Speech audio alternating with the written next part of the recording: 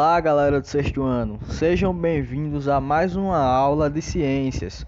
Hoje nós iremos continuar a aula passada sobre as características do interior da Terra, porém, hoje nós iremos ver sobre as rochas e os minerais. Qual será a diferença de uma rocha e de um mineral? Vocês sabem dizer? Pois vamos aprender hoje, ok? E para começar, vamos falar sobre essa cidade aí, chamada de Machu Picchu. Machu Picchu, pessoal, era uma importante cidade da civilização Inca, localizada entre os picos das Cordilheiras dos Andes, no Peru. Estima-se que essa cidade tenha sido construída no século XV e apresentavam palácios, casas, escadarias, canais, fontes e áreas agrícolas.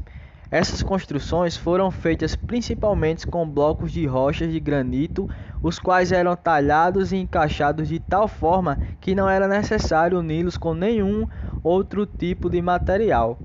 Então os incas utilizavam as rochas de diferentes maneiras, mas afinal, o que são as rochas? As rochas, galera, constituem a maior parte da crosta terrestre e são formadas basicamente por minerais unidos entre si.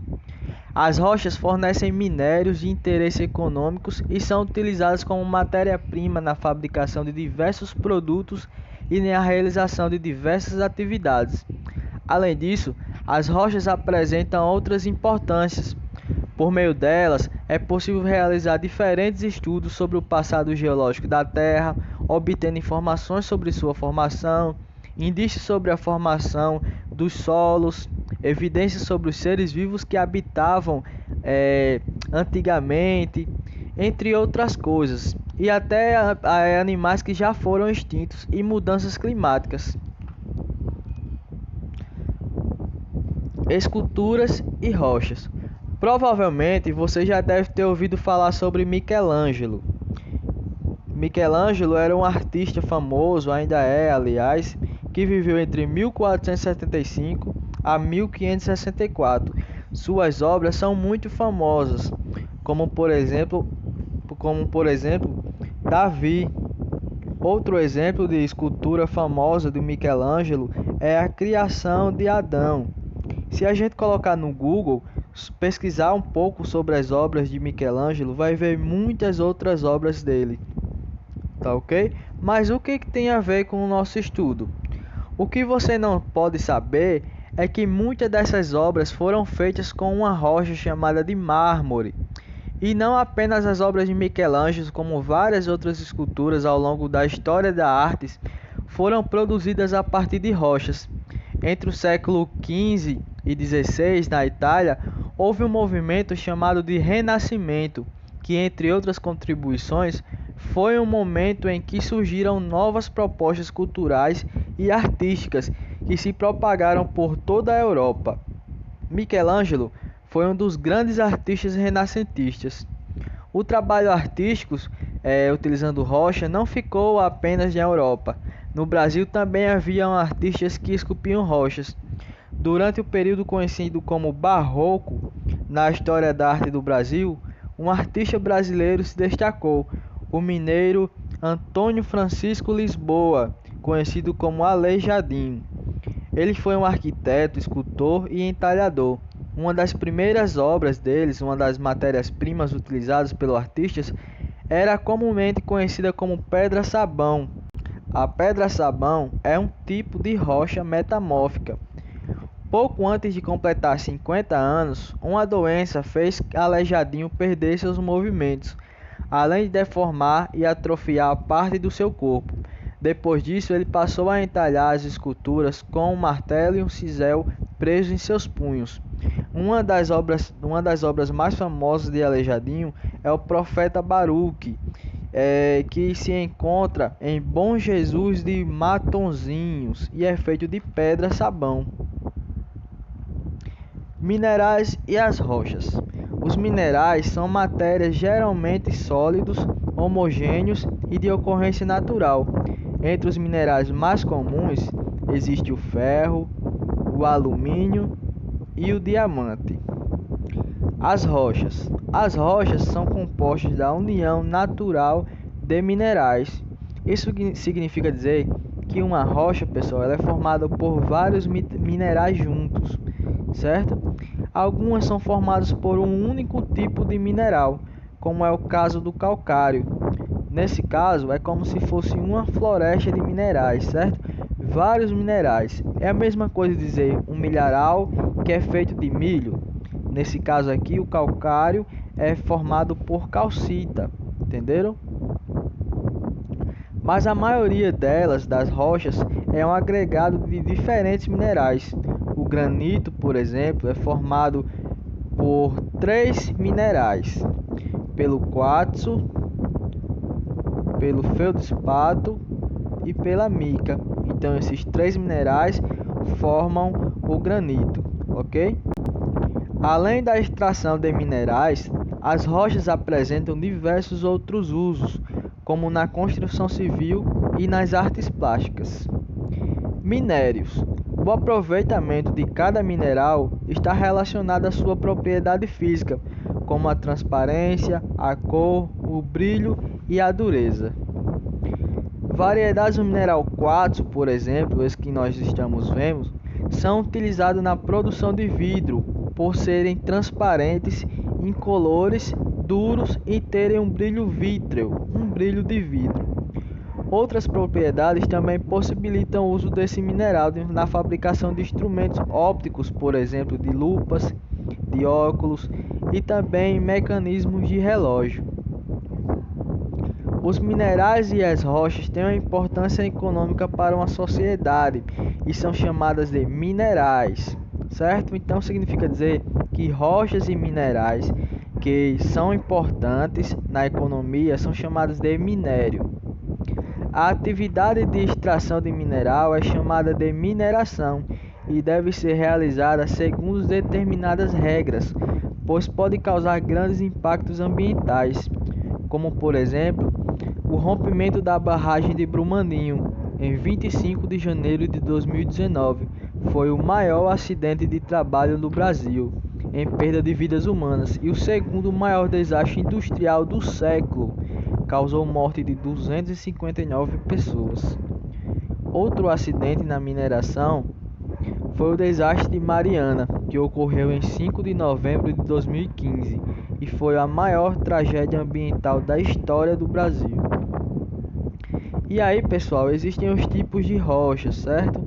As rochas são classificadas em ígneas, ou também chamadas de magmáticas, rochas sedimentares e rochas metamórficas. As rochas ígneas, pessoal, também chamadas de magmáticas, elas são formadas pelo resfriamento do magma, e existem dois tipos de rochas ígneas que diferem pelo local onde o magma se resfriou. As rochas ígneas são amplamente utilizadas na construção civil e de pisos, em revestimentos de parede, em tampos de pias, banheiros, cozinha, em calçamentos de ruas também, e como componentes de concreto. A pedra pómez, por exemplo, por ser porosa e com a superfície áspera e abrasiva, é utilizada para a esfoliação da pele e para o polimento de objetos, por exemplo. E aí, como eu falei, as rochas ígneas se dividem em duas: rochas ígneas vulcânicas e rochas ígneas plutônicas. As rochas ígneas vulcânicas, elas são formadas na superfície da Terra, quando o magma que extravasa como lava de vulcão se resfria rapidamente, e é como se formam a pedra pómez e o basalto, que a gente vê no Minecraft, né? Quem joga Minecraft vai saber. Já as rochas ígneas plutônicas, elas são formadas quando o magma se resfria lentamente abaixo da superfície terrestre. É o caso do granito. E aí a gente começa em rochas sedimentares. As rochas sedimentares são formadas pelo acúmulo e pela compactação de sedimentos que, em geral, são fragmentos de outras rochas. Isso significa dizer que quando uma rocha vai se deteriorando, vai se acabando, vai se acumulando, vai formando outra rocha, é chamada de rocha sedimentar. Aí, por exemplo. O Parque Estadual de Vila Velha, no Paraná, é formado apenas por rochas sedimentares. Olha só que legal. Então, pessoal, esses fragmentos são formados pelo processo de intemperismo. Mas o que é intemperismo? O intemperismo ele corresponde à ação de fatores climáticos, como a mudança de temperaturas, chuvas e ventos que alteram a cor e a textura, a composição ou a forma do que é exposto a ele. Por exemplo, as rochas. Os fragmentos podem ser transportados pela ação do vento, das rochas e da água e formarem outra rocha, no caso, a rocha sedimentar. Os fósseis e as rochas sedimentares. Os fósseis, pessoal, são restos de seres vivos ou vestígios de suas atividades que ficaram preservados em rochas ou em outro material, como âmbar ou em gelo. A fossilização é um processo raro e conserva principalmente as partes duras de um organismo, como ossos, conchas, carapaços e troncos. Mas como ocorre? A formação de um fóssil ela pode acontecer quando um organismo morto ou parte dele é soterrado por sedimentos, impedindo a ação de micro-organismos e decompositores e de outros agentes, como a água da chuva e do vento, que causam deterioração do material, formando uma rocha sedimentar em meio ao qual fica preservado por vestígios daquele ser vivo. Aí, por exemplo, de uma pegada, né, de um animal. E aí a gente finaliza em rochas metamórficas. As rochas metamórficas elas são formadas por transformação de qualquer tipo de rocha, seja ígnea ou sedimentar. Quando passa por uma transformação, ela passa a ser uma rocha metamórfica. Essa transformação acontece quando, em partes profundas da crosta terrestre, as rochas são submetidas a altas pressões e temperaturas, produzindo então novas texturas e novos minerais, alterando a composição original da rocha. O granito, que é uma rocha ígnea, por exemplo, quando está sob alta pressão e temperaturas em camadas profundas da crosta terrestre, pode se transformar em gneiss, uma rocha metamórfica, essa que estamos vendo. Além do gneiss, a ardósia e o mármore também são exemplos de rochas metamórficas. Elas são amplamente empregadas nas construções civis, como revestimentos de pisos, paredes, bancadas de pias, por exemplo. E a pedra-sabão é muito usada na fabricação de utensílios de cozinha e decoração. E também são usadas em artes de esculturas, como por exemplo o Cristo Redentor, é formado por pedra-sabão. Existem aqui no Rio Grande do Norte o Pico do Cabugi, ou também chamada de Serra de Cabugi. E para quem não sabe, pessoal, é o único vulcão do Brasil que não teve forças para explodir. E aí, o Pico do Cabugi é formado por rochas ígneas. Olha só, tudo aí são rochas ígneas. Lembram o que é? Rochas ígneas são formadas pelo resfriamento do magma na superfície, no caso aí, né? Outro exemplo são as pirâmides, que são feitas de pedra calcária. As pedras de calcário são formadas quando a lama, areia e rochas são depositadas em oceanos e lagos. Portanto, elas se transformam em rochas sedimentares. E o último exemplo que eu trouxe para vocês são os cânions, que são formados por rochas sedimentares também, certo? E aí nós temos a atividade de fixação. Deem pausa e respondam. 1. Conceituem o que são rochas ígneas, sedimentares e metamórficas e citem exemplos de cada um. 2.